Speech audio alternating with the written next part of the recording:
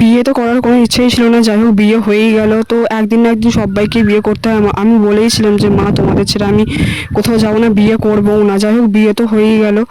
আর যখনই ভেবেছিলাম যে যদিও বা বিয়ে করি কাছেই বিয়ে করবো, কিন্তু ভাগ্যবশত ভালোবাসলাম, তো বিয়ে যাকে ভালোবাসলাম তারও দূরে বাড়ি, তো সেই জন্য বিয়েটাও দূরেই হয়ে গেল। বল না ভালোবাসা এমনই জিনিস, দূরে আর কাছে বিয়ে করবো না বলেছিলাম, তো দূরে বিয়েই হয়ে গেল।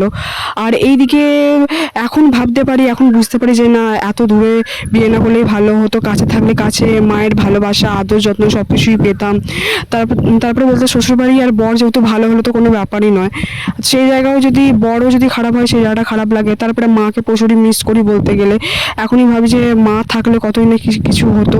যেমন মায়ের ঘরে তো কাজ কর্ম সমস্ত কিছু করে দিতাম। মায়ের যেহেতু একটাই মেয়ে, খারাপও লাগে।